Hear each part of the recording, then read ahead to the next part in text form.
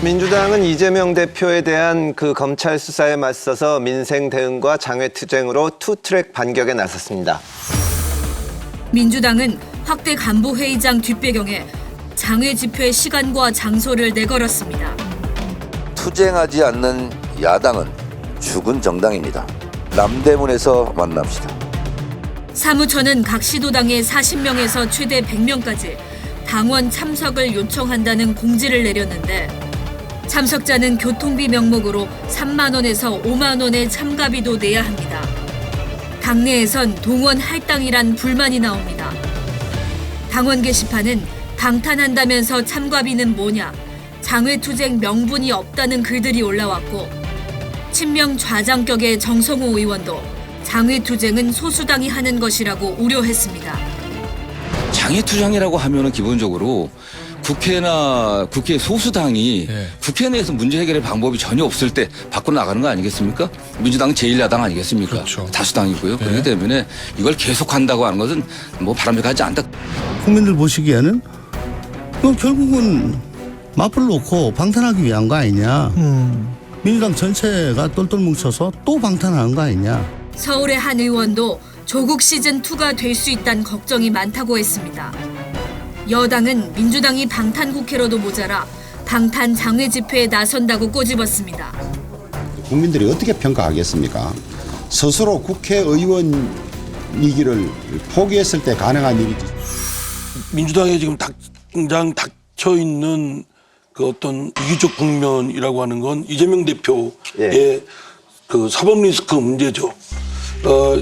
분명히 이재명 대표를 둘러싼 사법 리스크는 이재명 당과는 무관한 이재명 대표의 개인적 영역에서 생긴 문제이기 때문에 이재명 대표가 표명하고 당이 이렇게 일단 정한 방향대로 이재명 대표를 둘러싼 사법 리스크는 이재명 대표가 스스로 그걸 감당하고 스스로 그 무고함을 밝혀나가도록 해야 될 것이고 당은 그러한 이재명 대표의 사법 리스크가 번지지 않도록 경계하고 차단시키면서 민생에 더욱더 특히 윤석열 대통령 또 정부 국민의힘이 미덥지 않은 모습을 보일 때 제1당으로서 그런 건강한 모습 또 신뢰가 있는 모습을 더 보여주면 민심을 얻을 터인데 아직도 이제 걱정스러운 부분이 있는 건 사실이죠. 왔다 갔다 하고. 이 의원님께서는 이렇게 말씀하시고 저도 아주 공감하지만 사실은 민주당은 장외투쟁 할 걸로 보이거든요.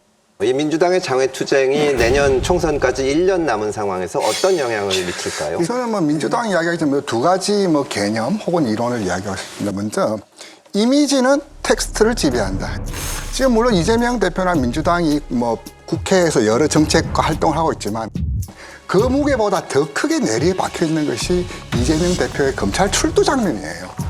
검찰청 포토라인에 서서 말하는 게 어찌 보면 더 많이 회자되고 사실 그게 더 크게 좀 박혀져 있다. 또 하나가 이제 뭐냐면 지난 자유한국당 시절과 지금 민주당 시절을 한번 보자. 자유한국당 시절에 보면 이제 대선 패배하고 연이은 선거 패배하면서 자유한국당의 길이 이른바 강성부대, 태극기 부대로 가버렸어요. 지금 민주당은 강성 지지층과 함께 유튜브로 좀 달려가고 있거든요. 거의 닮은 꼴인데 이제 이재명 대표의 처신, 이재명 대표의 어떤 그 움직임에 당 지지율이 덩달아 같이 출렁거리고 있어요. 꽉 막혀버렸어요. 오르지 못하는 거는 지금 도저히 마음 줄 수 있는 동기 자체를 지금 발견하고 있지 못했기 때문이죠. 빠지지도 못하는 것은 잘해서가 아니라 강성 지지층이 버텨주는 거죠. 조홍천 의원이 정확하게 말씀하셨던 것 같아요. 법리 투쟁을 해야 되는데 여론 투쟁을 하고 있다. 그것이 지금 민주당의 현 처지 주소이고 당분간은 기약할 수 있는 모습이 예고되어 있다. 그렇게 보여집니다. 이게 장외투쟁이다라는 게 조건이라는 게 있잖아요. 일단은 정부에서 뭔가 큰 게 잘못한 게 있어야 돼. 구체적으로 뭔가가. 예컨대 무슨 노동악법이라든지 반민주악법이라든지 뭔가가 있어야 되는데 그게 있냐? 없거든요. 역시 장외투쟁의 경험이 제일 많으신 분이. 그렇죠. 거기다 국민적 공감대가 있어야 돼요. 국민들이 거기다 공분하고 있어야 되거든요. 그런 상황이냐 그것도 아니죠. 또 하나는 뭐냐면 의회 내 소수여야 돼요. 그래서 우리가 의회 내에서 싸워보려는데 안 되더라. 저 희수에 막혀서. 그래서 국민과 연대가 필요하다고 나가는데 지금 110석 갖고 뭐 하는 건지 모르겠고 또 하나는 뭐냐면 명분이 결국은 이제 방탄 아니겠습니까? 근데 보게 되면 국민들의 일단 과반수는 검찰의 수사가 적법하고 원리 원칙에 따른 수사라고 언급을 하고 있고 심지어 기소가 되면 국민의 3분의 1은 대표직 그만두라고 판단하고 이런 상황 속에서 밖에 나갔단 말이죠.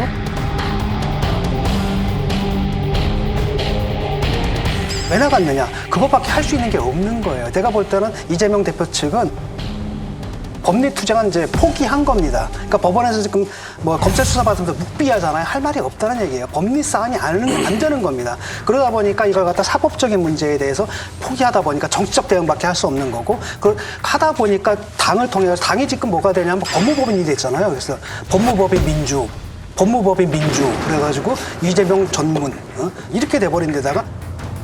그걸로도 안 먹히니까 또 바깥으로 나가겠다라는 건데 그게 도움이 되겠냐라는 겁니다. 전혀 다르거든요. 왜냐? 병이 걸렸으면 외과 의사한테 수술을 받아야 되는데 그건 안 하는 거예요. 그다음에 어디로 가냐? 그러다 보니까 바깥에 나가서 이제 푸닥거리를 하는 겁니다. 아니 법리 싸움을 해야지 무죄가 되는 거지. 바깥에 나가서 푸닥거리 한다고 무죄가 나오겠습니까? 그럼에도 불구하고 그거밖에 지금 할 수가 없는 상태라는 거죠. 장외투쟁도 몇 가지 조건, 전제가 있을 때 성공할 수 있거든요. 사례를 보자면은 김대중 대통령이 이럴 때 그 공안정국 때 보람의 집회로 맞받아 쳤을 때는 국민적 명분이 뚜렷했었고 누가 봐도 과한 수사, 누가 봐도 과한 국면에서 그때 언론 환경도 다 이제 걸러지고 제대로 이야기하지 못하는 그런 상황에서 국민들에게 직접 이제 말하겠다라는 건데 지금 뭐 언론 환경이 그렇게 뭐 말이 왜곡되거나 뭐 부실하게 전달된 상황도 아니고 국회 170석에서 뭘 해도 할 수 있는 거고 이제 그런 상황에서 지금 장애로 그렇다고 아젠다 이슈가 뭐냐 납득할 수 있는 이슈 난방비 폭탄으로 지금 뭐 장애도 할 만해 해법을 마련해야 되는데 밖에서 샤우팅을 한다는 거 이게 과연 어떻게 지금 아니 근데 저는 보다 근본적으로 장애투쟁이라는 말 자체 나온 게 저는 굉장히 한심해요. 국회의원은 장 외의 갈등을 장 내로 매개하는 역할을 하는 것이고 그게 우리 민주주의의 척추와 같은 역할이에요. 그런데 그게 안 될 때, 무슨 수를 써도 안 될 때 밖으로 나갈 때 국민들이 인정해 줄 수 있지만 지금 거대 다수당이잖아요. 거대 다수당이 그것도 개인의 사법 리스크 때문에 장외로, 그러니까 장외에 있는 갈등을 매개하는 게 아니라 아예 장외에 있는 갈등을 자기네가 만들어서 밖으로 뛰쳐나간다는 거는 근본적으로 민주주의를 부정하는 거고 부정하기 이전에 이분들은 민주주의가 뭔지 생각을 해본 적은 있나? 저는 그런 의심마저 좀 들어요. 근데 국민의힘도 예전에 광화문 나가서 황교안 대표 시절 한 가지 그래서 망했잖아요. 그러다 망한 거죠. 그러다 망한 거죠. 아니, 근데 민주당의 논평을 한번 봐요. 이것은 이재명 대표의 개인 변호사가 할 얘기들이거든요.